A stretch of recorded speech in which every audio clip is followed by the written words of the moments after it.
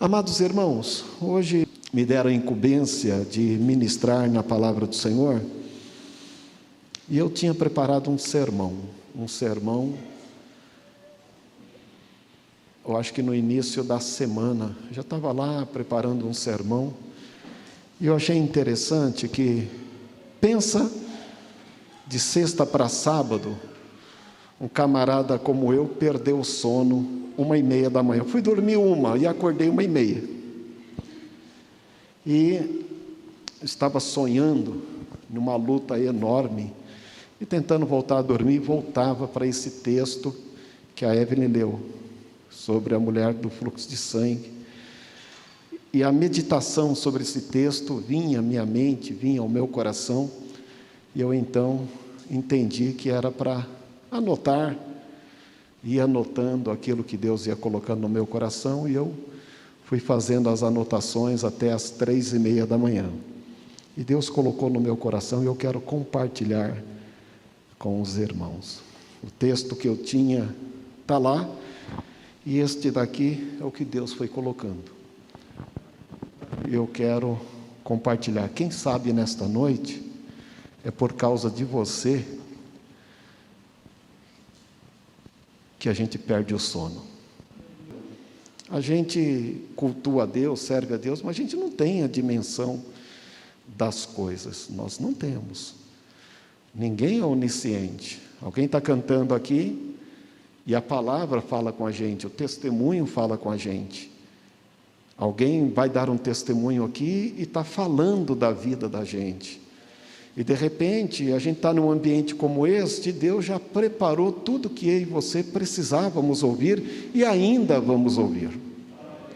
Daí, em Mateus 9, 18 ao 22, foi a leitura que a pastora Evelyn trouxe, diz que havia uma mulher que sofria de um fluxo de sangue há 12 anos, e ela colocou no coração, se ela fosse até o Senhor Jesus e tocasse na orla dos seus vestidos, na franja do seu vestido, praticamente próximo do tornozelo, se ela tocasse ali, ela seria curada.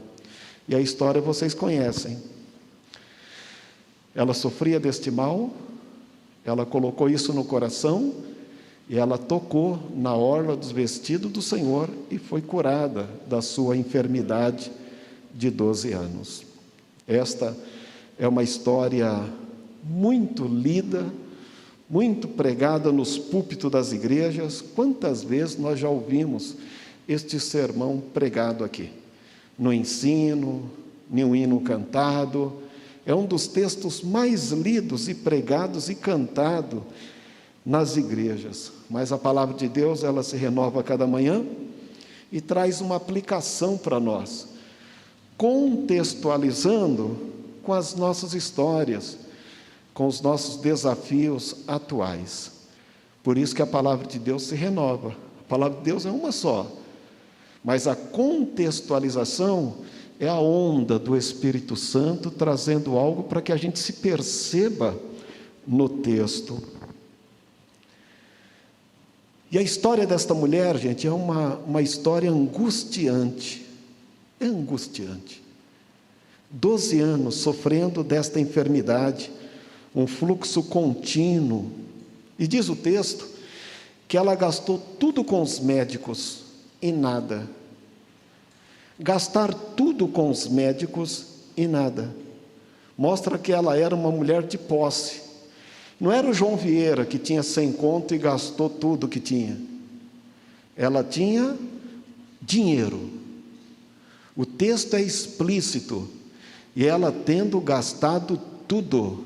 Ninguém vai falar de alguém que gastou tudo não tendo nada. Ela tinha muitos recursos. Ela tinha e ela gastou. Uma história angustiante de alguém que queria viver. E esse é o tema do que eu quero compartilhar com vocês. Ela buscava viver.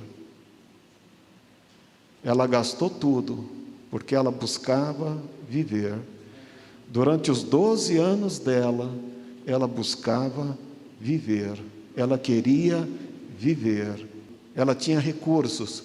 E ela falou, olha, eu vou procurar ser curada, porque eu quero viver. E ela gastou tudo procurando viver. Naquela época, ter posse era para poucos. Poucas pessoas tinham posse, a não ser pessoas extremamente religiosas, ou pessoas que já tinham uma tradição familiar. Poucas pessoas tinham recursos. A expectativa de vida naquele tempo era de 50 anos de idade. Uma mulher, um homem, a expectativa de vida, 50 anos. Ela sofreu 12 anos de um fluxo de sangue, 12 anos que tirou já dessa expectativa de vida baixa. E ela sofria com isso, e ela tinha posse. De repente era conhecida, tinha um nome, tinha uma história, tinha uma tradição familiar, poderia ser conhecida no vilarejo, poderia ter empregados. O texto diz que ela tinha dinheiro, e ela investiu, ou tentou investir na sua cura, porque ela queria viver. Se ela era casada, ou se tinha filhos ou não, o texto não nos mostra isso. Era uma mulher sem nome e com vários adjetivos.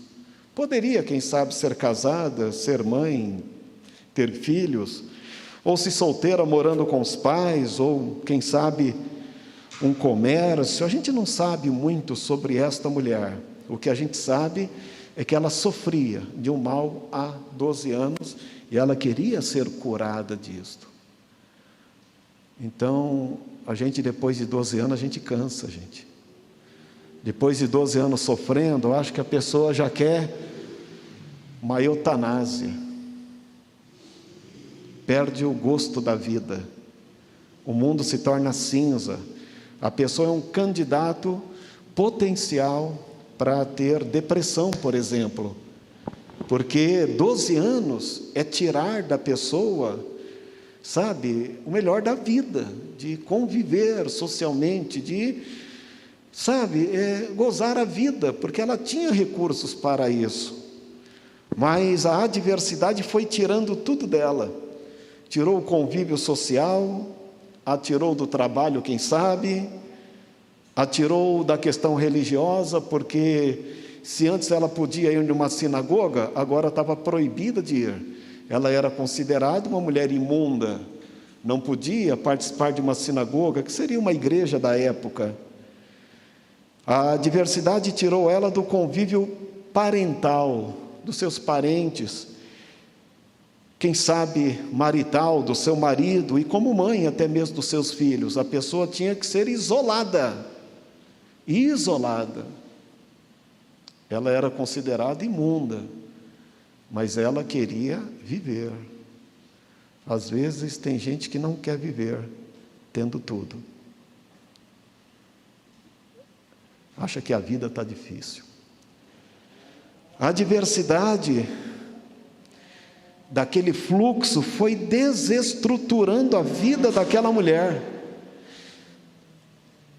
A enfermidade foi desestruturando sua vida nas diversas áreas: física, emocional, espiritual, social.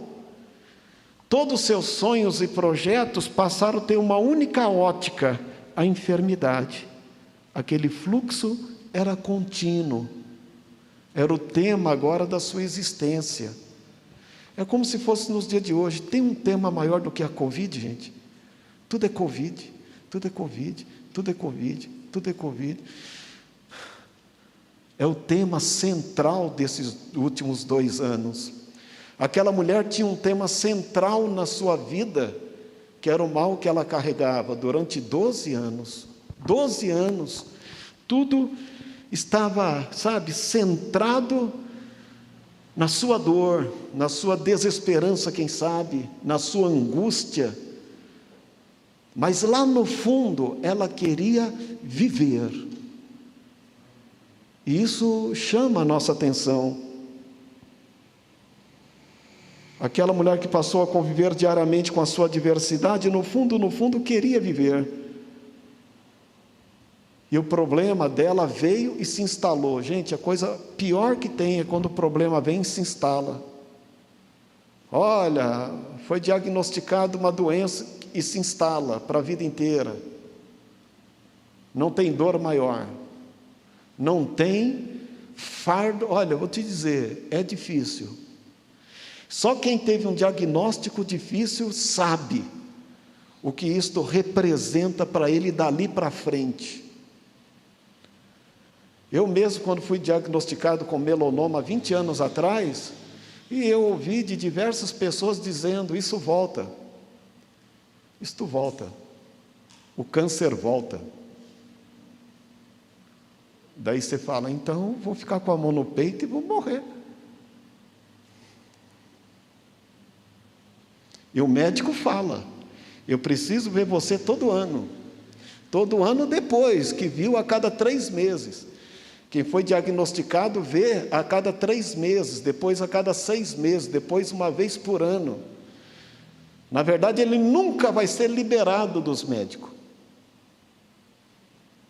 Então, quando a adversidade vem e se instala, é difícil. A pessoa tem que ter muita graça, muita força, porque ele perde o estímulo de sonhos, de projetos, de convivência. O humor dele está bem aqui, daqui meia hora ele lembra do problema, ele cai. Ele está tentando construir um negócio, ele lembra do problema e cai. Porque o mal se instalou. Aquela mulher, o mal se instalou nela. E durante 12 anos, aquilo foi o tema central da vida dela. Por isso que aquela mulher teve, eu acredito, uma vida angustiante. Física, emocional, espiritual, social, parental, marital, se era casada, e de mãe. Mas lá, ela queria viver.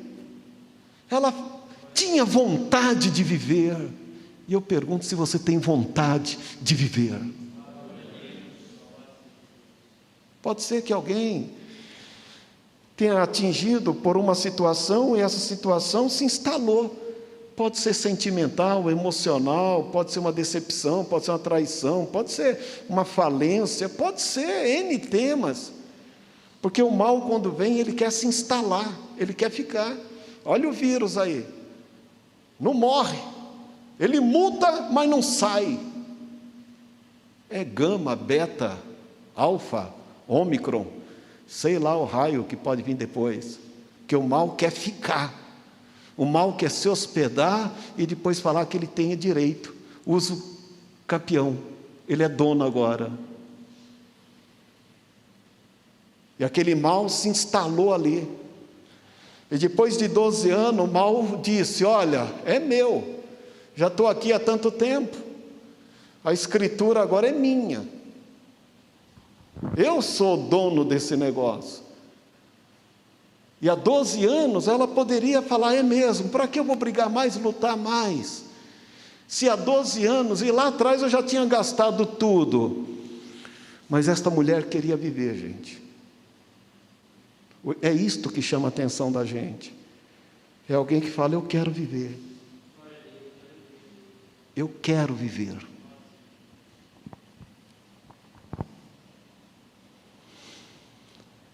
Na psicologia, conviver com um problema sério por longo 12 anos poderia ter feito com que essa mulher tivesse adquirido uma depressão, não é mesmo, doutora?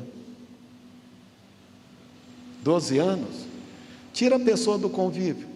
A gente já saiu de um convívio macro há 2 anos. Quarentena para cá, quarentena para lá, isolamento para cá. Ninguém visitando os avós, e hoje esqueceram, acho que os avós morreram todos, né? Porque ninguém fala mais deles. Distanciamento crônico, tal. Depois de 2 anos, a gente já sentiu ou não o peso? Fala a verdade. Como diz aquele pastor, esta focinheira a gente não aguenta mais, ou a gente já se acostumou? É, isso daí, o mal vem, se instala e a gente sente esse peso, gente. A gente sente.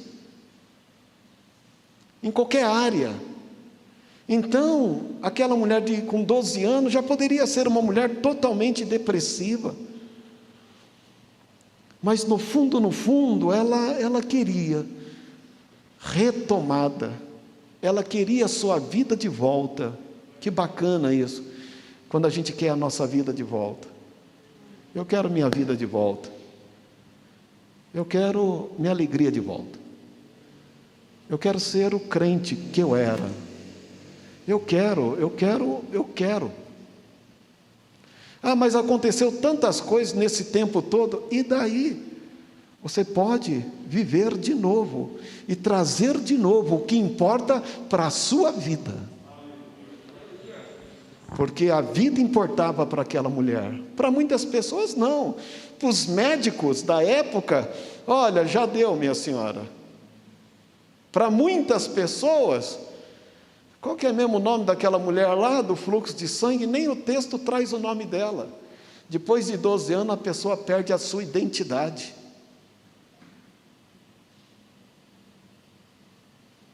Ah, aquela mulher do fluxo de sangue? Ah, lembrei agora, que tinha tudo, gastou. Ah, aquela mulher do fluxo. E a gente passa a ser lembrado pela doença que a gente carrega. E o nosso nome é mudado por temas que a adversidade nos trouxe, porque a gente passa a viver este mal. Mas a gente precisa buscar resgatar a nossa identidade. É o que ela queria. Ela queria de volta. Mesmo a igreja da época a baniu, porque ela foi vista como uma mulher imunda. Aquele mal tirou ela do seu convívio social total. Talvez alguém aqui esteja passando por adversidade há anos, problemas instalados.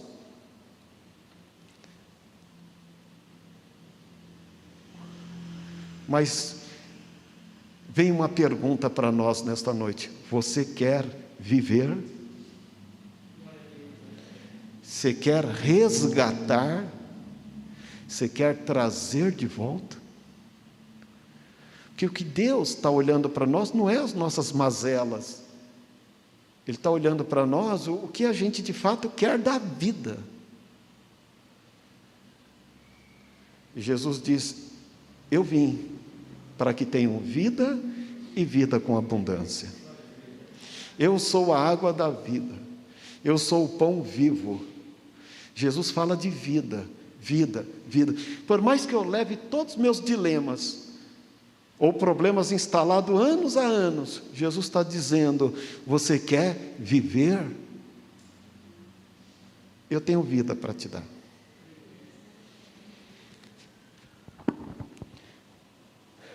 Todos nós temos as nossas adversidades. O problema é se um deles se instalou em nós e a gente carrega esse fardo. Mas essa mulher nos ensina muitas coisas, porque ela queria viver em meio às suas perdas e desestruturações. 12 anos desestrutura a vida da gente. O que é desestruturar? Está lá no Aurélio: desfazer a estrutura. A sustentação, ou seja, tirar, desfazer a estrutura. Tirar a sustentação de alguém, de algo, desmanchar, desorganizar, perder referência, abalar, se perturbar. Desestruturar é tirar as estacas, tirar as colunas. E quando uma pessoa perde estas coisas, ele está desestruturado. Porque a adversidade vai tirando de você a sua estrutura, o seu alicerce, seus ideais, seus sonhos, sua identidade. Vai tirando, e você se torna um edifício frágil, sem esperança. Aquela enfermidade foi tirando isso dela. O fluxo de sangue constante foi tirando dela, estaca por estaca, coluna por coluna do seu edifício físico, emocional, espiritual, social. Daí veio a insegurança e a desilusão da vida. E o que é a desilusão? perda de esperança, descrença. Quando a gente vai perdendo as estruturas, estaca por estaca, é possível que gere no coração da pessoa a descrença, não acreditar mais. 12 anos, dá para perceber tudo isto nela, mas lá na ponta, a gente vê uma pessoa que queria a sua vida de volta. Talvez você perdeu várias estacas da sua vida, coluna, coisas de sustentação. Talvez você se sente um edifício capengando, sabe? Pode ser. Mas Deus está dizendo, se você quer viver, se você quer sua vida de volta, se você quer restauração, se você quer sair dessa adversidade que foi instalada, e eu vou te falar, naquela madrugada foi uma guerra. Porque a adversidade, quando é instalada, não quer sair. Só sai quando a gente expulsa em nome de Jesus. Hoje é um dia de libertação, de reestruturação, para que você tome a sua vida e o diabo se envergonhe, e veja que você é de Deus. O que foi instalado será desinstalado hoje, em nome de Jesus. Você vai dizer, mas o céu está muito distante. Está não, você nem imagina onde está o céu nesta noite, como estava o céu para aquela mulher. A desilusão apaga a luz, vai desvanecendo, o mundo se torna cinza, por isso que entra em cena a depressão. E é verdade, a vida daquela mulher se resumia na sua adversidade, foi o tema central da sua vida. Eu pergunto, em que resume a sua vida hoje? Em que prende a sua mente hoje? O que abala seus sentimentos? O que tem congelado os teus sonhos e projetos? Como você se vê daqui para frente? Se você só consegue olhar do retrovisor, é porque você está congelado. Aquilo que foi instalado. Eu só consigo ver pelo retrovisor. Sua história, suas decepções, os seus porquês. Aquelas ocorrências tão repentinas. Aconteceu isso na vida daquela mulher. Ela não recebeu as adversidades de 12 anos de uma vez. Uma vez ela notou o fluxo, achou que era, sei lá, um problema singular, simples. Aquilo se tornou constante, 2 dias, 3, um mês, 10 meses, 1 ano, 5 anos, 10 anos, 12 anos.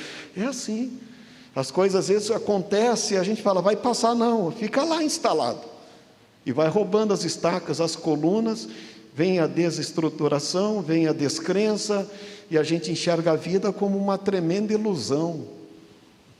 E a gente só consegue olhar no retrovisor, para trás, e não consegue mais olhar para frente. Aquela mulher, ela olhava para frente. Quando o mal chegou, ela falou, vou cuidar de mim. Procurou tudo que podia procurar para cuidar dela. Gastou tudo. Ela continuou na esperança. E quando surgiu uma oportunidade, 12 anos depois, ela disse, eu vou cuidar de mim, eu quero é viver. Eu pergunto se você quer viver.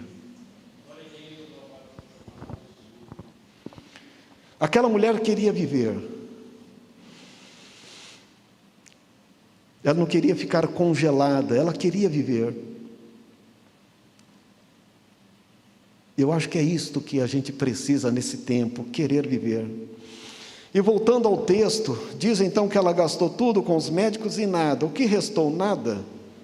Ela recebeu muitos nãos. Gente, a pior coisa é receber não. Não, para quê? Não, para decepções, é construído através de nãos repetidos. E quem está doente, falei, doutor, melhorou? Quase, 1 ano, 2 anos, 10 anos, a pessoa vai convivendo com o mal. Não é porque o médico também é limitado, aqueles médicos eram limitados. E ela recebeu muitas negativas em relação à sua doença. Você pode ter recebido muitas negativas em relação à história que você carrega. A gente não consegue discernir isto, mas dá para você se perceber se você está olhando para frente ou para trás. Você tenta olhar para frente e volta para trás. Ou seja, toda a tua existência está mais para cá do que para lá. Ela gastou tudo com os médicos. Se tivesse mais, continuaria gastando, porque ela queria viver. Ela continuou buscando. Ela queria de volta a sua vida. Se trabalhava, queria voltar a trabalhar, empregar força. Se ela tinha parentes, queria estar no meio de seus parentes. Se ela cultuava numa igreja, numa sinagoga, ela queria cultuar lá. Se ela era casada, queria seu marido de volta. Se ela era solteira, ela queria ser curada para casar. Se o marido a abandonou, quem sabe, bola para frente, vida que segue, eu quero é viver. Ela queria isso. Ela queria de fato viver, e o texto mostra que ela foi uma mulher que gastou o que tinha para poder recuperar, tentar recuperar a vida. Eu fico pensando se ela fosse uma mulher de meia idade, se a expectativa de vida era mais ou menos 50 anos para as mulheres da época. Homens no máximo 60, mas a média era 50 anos. Naquela época, gente, eu já falei aqui em uma oportunidade, pessoas como eu, que usam óculos de 1,75, eu já era semi-cego, não tinha oculista. O pessoal já veio lá o Mr. Magu, Pastor Magu, porque não tinha oculista. As pessoas não tinham cuidado, não tinha UPA, não tinha hospitais. As pessoas, as enfermidades que debilitavam, por mais simples que fosse, faria da pessoa incapaz. Eu seria quase que um incapaz. Então, na época de Jesus, tinha muitas pessoas doentes, enfermas. A lepra hoje, a hanseníase, é curada, é tratada. Naquela época, não. Então era uma multidão de pessoas enfermas, mulheres como aquela com hemorragia, tinha muitas. E ela estava nesse pacote, mas ela amava a vida, queria viver. O texto nos revela isso, essa vontade de viver em meio à adversidade que lhe tirou tudo. 12 anos, gente, deixa eu fazer uma pergunta para você, dá para jogar toalha ou não? No Capão Redondo é assim, chutar o pau da barraca, pum, barraca cai. Jogar toalha, o que é jogar toalha? Tchau.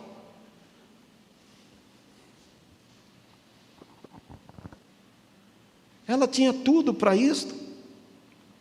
E se ela tinha aquela idade, ela fala, pô, calma aí, 12 anos de fluxo de sangue, pai, ela poderia ter, então, no mínimo, 30 anos. Mas se o fluxo aconteceu aos 30, ela já deveria ter uns 42. Se o fluxo começou a acontecer aos 40, a expectativa de vida dela de 50 já estava no lucro. Não importa a idade dela, ela queria ser curada e viver. Olha só. Eu já estou perto mesmo do cinquentão, por que eu vou... Não, deixa agora a vida me levar. Não, ela queria viver.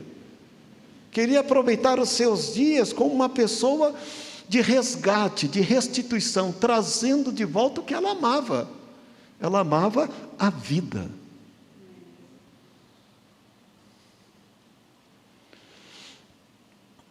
Com 2 anos de pandemia, notícias tristes, fora tantos outros problemas que aparecem, a vida também da gente vai, se não tomar cuidado, vai minguando, como um fluxo contínuo. 2 anos de pandemia é como um fluxo, devagar, vai tomando, e você não vai percebendo, acaba tendo outros problemas associados, psicossomáticos. Agora, o emocional, o sentimental, o humor, o medo, o receio, a segurança excessiva, e a gente vai, se não vai ficando esperto, é um fluxo que está indo, e pode estar tirando da gente, e a gente ficando amarelo no espírito, faltando já vitaminas, porque é o fluxo. Todo dia a notícia ruim, todo dia o mesmo tema, e a gente sabe que está nesse tema. Aquela mulher tinha o tema dela, que era a enfermidade que carregava. E ela, com certeza, já era debilitada, poucas forças, mas ela tinha os seus sonhos, seus projetos, ela tinha tantas coisas que ela queria de volta, e ela falou: eu quero viver. E ela não desistiu, ela não queria morrer, ela queria a vida de volta, ela queria voltar como antes. Talvez a gente queira voltar como antes, como um obreiro, um cristão, uma cristã, um ministério, um dom, marido, esposa, tentar resgatar coisas bacanas. Gente, é lindo quando a gente quer resgatar alguma coisa bacana. E ela falou: eu quero. 12 anos me tirou isso, mas eu quero. Eu quero viver. Eu não sei o que você tem pensado, eu não sei o que tem descido no teu coração, eu não sei a pressão, sabe? Dava a entender, naquela madrugada, meditando nesse texto, é como se o inimigo colocasse alguém na parede mesmo, pressão. Pressão, tem muita diferença de opressão e endemoniamento. Endemoniamento é quando o inimigo tem acesso à pessoa. Possessão é quando o inimigo se hospeda lá. E opressão é o peso, é aquilo que a gente carrega sem causa aparente. É alguém te pressionando na parede, isso chama opressão. Colocando pressão, te colocando contra a parede. E aquela mulher há 12 anos sentia isso. Mas em meio a tudo isso, ela queria viver, gente. É isso que chama atenção. A gente pode, pelas questões da vida, tentar desistir de muitas coisas, de dons mesmo, até de ministérios mesmo, coisas que Deus deu, sonhos, projetos recebidos, concretizados e que por algum motivo até se foi. E a gente precisa aprender com esta mulher, porque tem muita gente dizendo: não vale a pena ir mais atrás, não vale a pena lutar por isso, se acomode com isso, viva com isto, administre isso. Ela não queria administrar isso não, ela queria a sua vida de volta, ela queria a cura e ela queria viver, não era para administrar não, ela queria ser liberta daquilo. Nesta noite eu estou dizendo para você o seguinte: não é para você administrar, é para você lançar fora, tirar da sua vida e procurar a viver em nome de Jesus.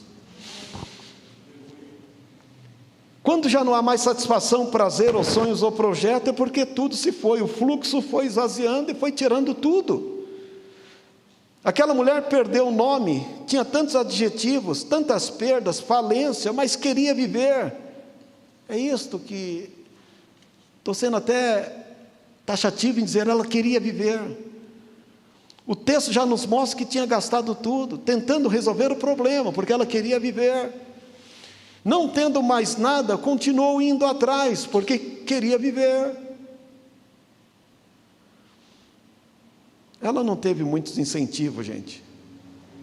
Quando ela correu atrás da cura dela, ela não teve ninguém por ela. Ela disse: se eu, primeira pessoa, se eu tão somente for até aquele homem, tocar na orla dos seus vestidos, eu serei curada, friso meu, e vou ter minha vida de volta. Ela não teve incentivos, ela criou a sua própria campanha. Sabe o que é campanha? O seu ato de fé. Pastor Darlan, pastor Sérgio, que conhece muito bem os irmãos que vieram de igrejas do Reteté, mais campanha, subir monte, descer monte, campanha, atos de fé. Nós temos uma campanha, mas é uma campanha coletiva. Unidos somos mais, para a gente em prol do reino. Mas se a gente amplia isso na família, com os amigos, com a igreja, melhor ainda. porque a união não tem efeito colateral, a gente só tem a ganhar. O bem não tem efeitos colaterais, o bem pode tomar à vontade. Ela fez a sua própria campanha. Ela disse: se eu tão somente tocar na orla dos vestidos do Senhor, eu serei curada. Quem deu esse tema para ela? Qual foi o apóstolo, pastor, bispo que disse: irmãos, a nossa campanha vai ser essa, se eu tão somente tocar? Ela sabia onde o calo apertava. Ela falou: eu vou fazer a minha campanha. Você está entendendo? Você está sabendo onde eu vou chegar? Ela tinha uma meta, ela criou sua própria campanha. Quem lhe ensinou isso? Em qual sinagoga tinha aquele folder, aquele banner, dizendo: concentração dos vasos e profetas na campanha, se eu tão somente tocar? Não. Ela falou: eu tenho um propósito, eu vou fazer um ato de fé, eu vou ter a minha própria campanha, eu vou dar o tema para mim mesmo, se eu tão somente tocar, eu serei curado. Ela vestiu a camisa do que ela precisava, e ela vivenciou isto. Ela fez seu próprio desafio de fé. Escute, ela fez o seu próprio desafio de fé. O seu desafio de fé não depende da coletividade, depende de você. Escute o que eu estou dizendo. Ah, mas cadê a igreja com os desafios? Calma lá. Há desafios e desafios. O dela era a campanha dela. Ela colocou um tema e ela foi para cima. Nenhum rabino ensinou isso para ela. Ela mesma desenvolveu o tema e falou: é isto que eu vou vivenciar.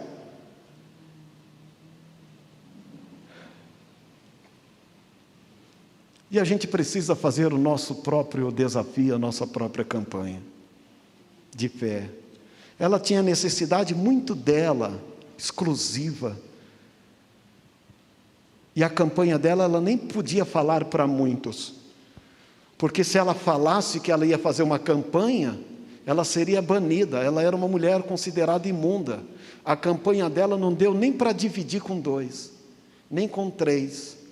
Olha, minha irmã, me ajude, que eu vou fazer uma campanha, se eu tão somente tocar. Ela nem podia compartilhar isso com ninguém, porque se ela tocasse em alguém na rua, ela corria o risco de ser apedrejada.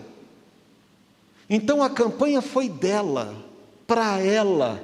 E se eu tão somente. Às vezes a gente espera muito da coletividade, quando Deus está esperando a nossa própria iniciativa.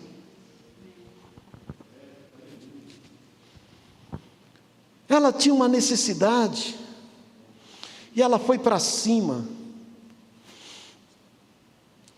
A gente até acha ruim alguns desafios que tem por aí, muitos excessos, tem na televisão, não tem? Muitas campanhas, tem coisas que é excesso, não é? Mas se lá tem excesso, o que eu estou fazendo pela minha? Se lá tem tantos excessos de campanha, de atos de fé, o que eu estou fazendo para combater esse fluxo que está martirizando há anos e anos, ou físico, emocional, sentimental, espiritual, ou trabalho, sabe lá que raio é. Lá tem excesso, o que eu estou fazendo? Então eu preciso às vezes me perceber, porque eu não posso criticar o excesso e ser inerte daquilo que eu preciso de uma resposta de Deus. E ela foi para cima, e não foi só ela não. Você quer ver outro?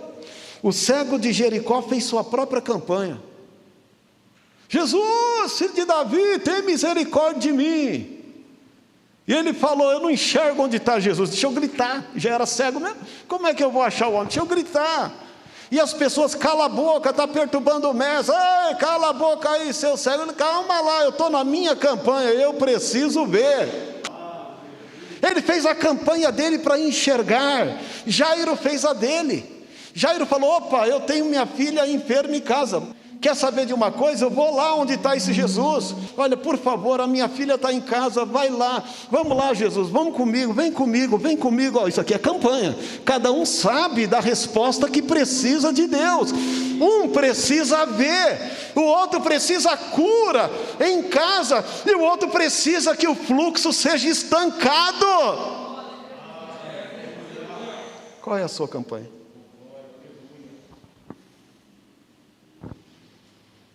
Qual que é a sua campanha?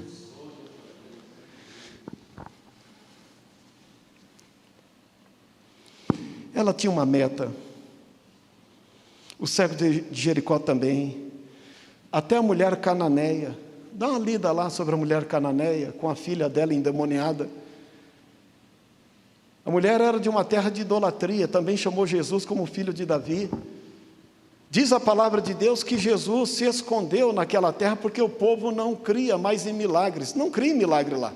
Duvidava do ministério dele, da chamada dele como filho de Deus. Daí Jesus falou o seguinte: quer saber de uma coisa? Eu vou ficar aqui nesta casa com os apóstolos, chega, esta cidade eu não vou fazer milagre nenhum. Jesus falou: vou passar o final de semana aqui tranquilo. Essa casa vai ser a minha casa de veraneio, já que ninguém quer cura, então eu vou descansar. Mas tinha uma mulher que entrou numa campanha, a mulher cananeia, com a filha atormentada. Ela descobriu onde Jesus estava descansando, ela bateu na porta. Quem é? A mulher cananeia. Está atendendo hoje não, ele está cuidando primeiro dos filhos de Israel. Idólatra ele não está atendendo hoje não, porque esse povo é tudo idólatra. Não, o povo pode ser, mas eu tenho uma filha atormentada em casa, eu preciso que ele a cure. Ela fez a campanha dela, foi lá incomodar o sossego do Senhor Jesus, e falou: ó, entra na minha casa. Jesus enalteceu a fé daquela mulher e falou: eu nunca vi tanta fé assim em Israel. Mulher, a tua filha está liberta. Vai, a tua fé te salvou. A campanha dela. Um é a campanha para ver, o outro é a campanha do mal instalado em casa, o outro por opressão, o outro do fluxo. Gente, é isto. A gente precisa verificar, analisar e fazer por onde. Esta mulher do fluxo de sangue queria a vida dela de volta. E eu quero, já encerrando aqui, ela não tinha mais dinheiro. Se eu chegasse para ela e falar: minha senhora, qual é o nome da senhora? Meu nome, vou usar um nome aqui, meu nome é Maria, que era muito conhecido, muito comum na época. A senhora, o que a senhora tem? Eu tenho um fluxo de sangue. Ah, a senhora compra uma águia de ouro, faz o voto da águia. Ah, não tem dinheiro para o voto da águia, não. Faz de prata, também não, gastei tudo com os médicos. Faz de bronze, também não. Então, o carnê de Gideão, muito, aí que complica, carnê? Se a mulher gastou tudo com os médicos, como é que ia agora? Porque ela não tinha dinheiro, mas ela queria a sua vida de volta. Ela queria viver sem ter dinheiro. Ela teve dinheiro e deu. Agora ela não tinha mais. Nem se fosse para ofertar para o Senhor Jesus, ela não tinha mais. Aqui ninguém está te pedindo nada para você sair da onde você está. Você só precisa fazer o que aquela mulher fez. Se você tem vontade de viver, você está no caminho certo. É vida que o Senhor Jesus quer te dar nesta noite. Ela foi buscar sozinha. Não teve ninguém por ela. Por conta e risco. E recebeu a cura e a sua vitória. Querer viver foi a sua motivação. Ela foi em quem tinha a fonte da vida. Mesmo com 12 anos de adversidade, tão debilitada, ela foi motivada por querer viver. Os médicos haviam dito: já deu. Muitos disseram: já deu. Mas ela disse: deu não. Deu não. É ruim quando as pessoas falam: já deu. Já deu. Até mesmo nós, quantas vezes já nos falamos: já deu? Já deu nesse trabalho. Já deu nesse casamento. Já deu com esse filho, com esse marido, com essa... Já deu. A gente usa muito esse já deu. Ela ouviu isso do médico, talvez ouviu de tantas pessoas. 12 anos, sacramentou a diversidade lá. Mas ela viveu para todos verem. Até os médicos. Talvez até alguns médicos morreram antes dela. Porque ela recobrou sua saúde. E aqueles que falaram assim: já deu? Ela andou, sabe como? Linda, maravilhosa, cheia de vida, resgatando tudo que havia perdido, o seu convívio social, sua saúde, seu emocional, seu sentimento. E se o marido a deixou, ela podia arrumar outro. Vai se arrumar, mulher, fica linda e maravilhosa, vai viver tua vida. Ela teve que dar o giro nisso tudo, para poder vivenciar o que ela mais desejou durante aqueles 12 anos de adversidades. Porque quando as pessoas falam já deu, é complicado. A gente já tem a resposta, não tem mais por onde, a gente vai estar por nós mesmos. A pessoa que está doente, o médico falou já deu, já sabe, põe a mão no peito e contrata a funerária. Mas Jesus procurou aquele que poderia dar vida e vida com abundância. E ela deixa uma lição de persistência, motivação de alguém que queria viver.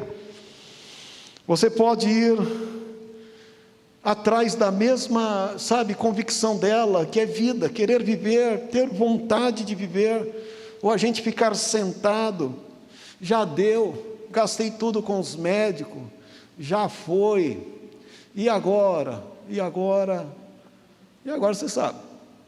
Mas ela, quando soube que Jesus estava passando lá, ela, eu quero é viver, não quero ficar sentado aqui não, quero viver. E ela foi onde tinha a resposta para a vida dela. É isto, gente, tem resposta em nossa vida que você só vai ter em Deus. Porque o médico pode falar já deu, o esposo, a esposa, o filho, o parente, sabe lá quem for, pode dizer para você já deu, mas se você ouvir que Jesus está passando, e Ele está passando, você pode dizer: eu quero vida, e Ele tem vida para dar. Ele tem vida para dar, senão nós não estaríamos aqui. Onde tiver uma igrejinha menor, a mais simples que possa existir, ali tem um povo que crê em milagre. Eu pergunto: quantos creem em milagre aqui? Eu creio em milagre. Eu pergunto: você tem algo para alcançar? Você está motivado para isso? Você está pronto para esta campanha que é sua? Não é de ninguém, é sua. A campanha é sua, não é de ninguém. Não espere outro fazer o que depende de você fazer. O cego precisava fazer a campanha dele, a mulher cananeia a campanha dela, a mulher do fluxo de sangue a campanha dela. Hoje chegou o dia da sua campanha e da sua vitória. É isto, gente. O texto contextualiza com a gente nos dias de hoje. A gente se vê nesta mulher, ou em partes. Somos cristãos, estamos à frente de muitos, e hoje é dia de reconstrução, de firmar a fé, de colocar de volta as estacas, de erguer colunas, de tirar esse cinza da vida e colorir isto. Não deixe que nada mingue, que nada crie um fluxo nos teus sonhos, nos teus projetos, adjetivos que quem sabe você ouviu e está ouvindo. Pessoas que questionam a sua existência. Mas você sabe que você quer viver, porque senão você não estaria ouvindo isso nesta noite. E viver o melhor da vida. Aquele que está em Jesus vive o melhor da vida. Eu tenho vida, e vida com abundância, disse Jesus. É vida. O ladrão, que é o inimigo, ele não vem senão a roubar, matar e destruir, ou seja, instalar um fluxo. Mas disse Jesus, eu vim para que tenham vida. Se o inimigo roubou, congelou, a sua campanha começou hoje. Você já está atrás, e você veio aqui nesta noite para ouvir isso. Eu não perdi o sono à toa. E você não sabe como é difícil falar isso aqui. Você quer esta vida em Jesus? Mesmo. Aquela mulher falou, eu quero viver. Se eu tão somente tocar nas orlas dos seus vestidos, eu serei curada. E ela tocou, e o Senhor falou, opa, alguém me tocou. Pedro disse, Senhor, tem muita gente tocando, ó. Não, alguém me tocou diferente. É como se Jesus estivesse dizendo, alguém tirou de mim vida. Ele não era vida? Jesus falou, alguém tirou de mim virtude. Eu vi saindo, eu senti saindo de mim virtude. Sabe o que é isso? Eu senti saindo de mim vida, energia, alegria, contentamento. Alguém me tocou. Todos procurando, cadê? Quem tocou no Senhor? Esqueceram de olhar no chão. Sabe por quê? Porque naquele dia o céu estava abaixo, não estava lá em cima. Hoje o céu está baixo. Até no final desta mensagem alguém disse, olha, é verdade, eu estou ouvindo tudo isso, mas o céu está muito distante para mim. Está longe demais, eu acho que é impossível. Nada. O céu hoje baixou. Aquela mulher naquele dia de cura, de mudança, ela não olhou para cima, ela olhou para baixo, ela viu os céus ali, próximo das alparcas do Senhor, ela viu na orla dos vestidos do Senhor, ela viu que o céu estava ali, ela chegou e falou, se eu tocar, ela foi no meio de todo mundo, e ela quase rastejando, ela toca. Olha para baixo, pode olhar, o céu está baixo hoje, não está alto, o céu baixou, porque Deus é tão maravilhoso que Ele sabe das suas limitações, das suas forças, das suas angústias, que talvez você chegou aqui não tendo condição de subir esses 4 degraus, Ele disse, não precisa subir os 4 degraus, eu vou baixar o céu para você. Hoje o céu baixou, está na altura da orla dos vestidos do Senhor, o céu está baixo, e Ele diz para você, você quer tocar nisso? Vem aqui à frente, eu quero orar por você. Se essa palavra foi para o teu coração, ficamos em pé. E se você se encontra nesse contexto, vem depressa e dobre o seu joelho aqui, porque a orla dos vestidos do Senhor está abaixo, o céu está abaixo, o céu está abaixo.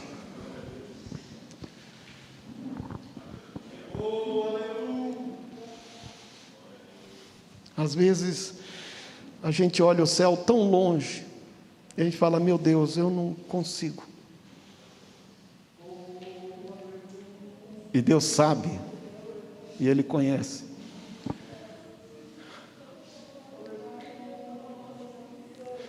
Se a gente não pode ir até o céu, Ele desce o céu até a gente.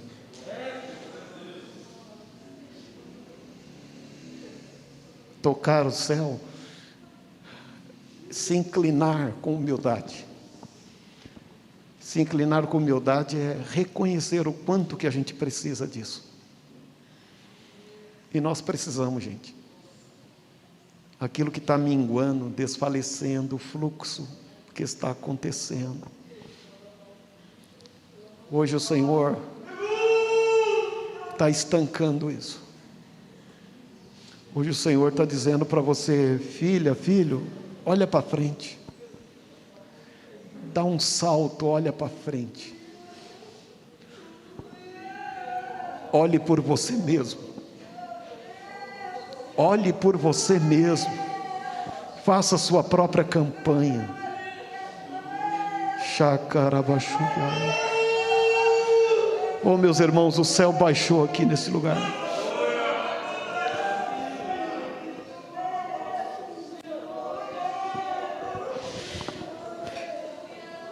Diz a palavra de Deus que lá no Egito, aquela fumaça escura dava para ser tocada.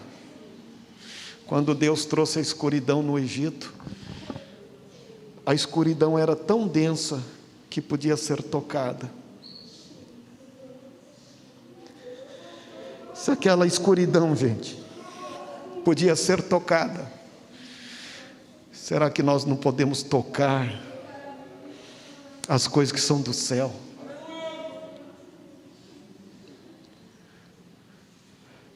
E receber esta virtude? Hoje é um dia de bênção para nossas vidas, para estas vidas. Ninguém conhece as dimensões do coração, das estruturas.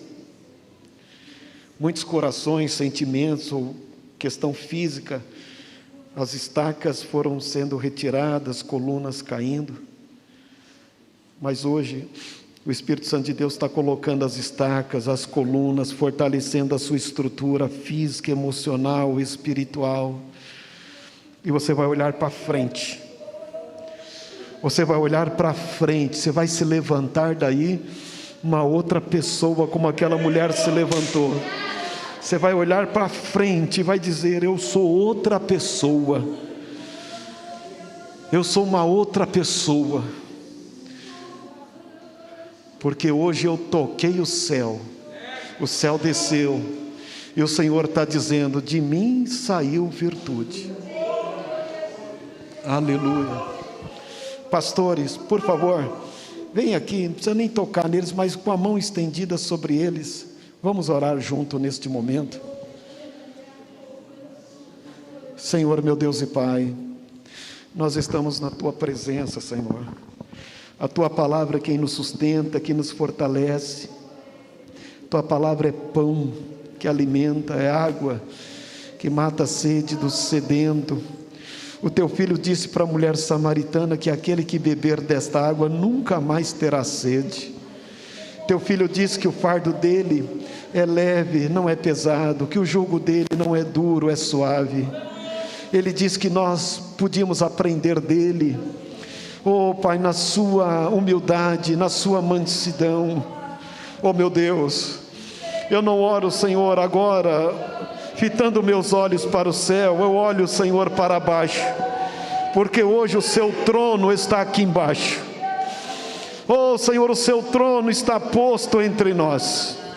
Oh, a tua glória, o teu Shekinah está posto entre nós. A tua nuvem de glória, aquela nuvem, Senhor, que esteve sobre o seu povo, Senhor, no deserto, está sobre estas vidas. Oh meu Deus, aquecendo os corações e dando, Senhor, abrigo àqueles, ó Pai, que carecem de se esconder em Ti. Eu oro neste momento com esta igreja, Senhor. Eu também me aproprio desta palavra, Senhor. Meu Deus, entra com providência nestas vidas. Dá vitória, Senhor, que elas possam olhar para frente e se perceber no contexto, Senhor, da história desta mulher. Senhor, agora, Pai, num ato simbólico, nós tocamos, Pai, tocamos, Senhor, na orla dos vestidos do Teu Filho, tocamos o céu, e nós alcançamos esta bênção, que o Teu servo alcance, que as Tuas servas alcancem, que elas se levantem, que eles se levantem, Senhor, oh Pai, nesta noite, curado, Senhor, física, curado, Senhor, emocionalmente, curado, Senhor, sentimentalmente, curado, Senhor, espiritualmente.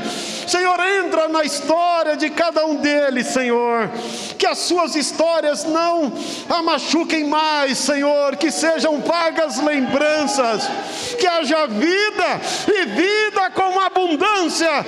Oh Pai, que o Teu Santo Espírito agora possa invadir esses corações, essas vidas, Senhor. Que esta fonte de água viva jorre, Senhor, para a eternidade, jorre, Senhor, por toda a existência da vida dos Teus servos nesta terra, uma nova vida, Senhor. Eles querem viver também, nós queremos viver também, Senhor. Nós nos colocamos em pé agora, curado, Senhor, curado, Senhor, renovados, edificados, reestruturados, Pai. Nós cremos nisso e nós tomamos esta palavra em nome de Jesus, em nome de Jesus. Quantos podem dizer amém? Amém. Diga: eu tomei posse. Eu também tomei posse. Aplauda ao Senhor. É a palavra que Deus colocou no meu coração. Pastora Evelyn.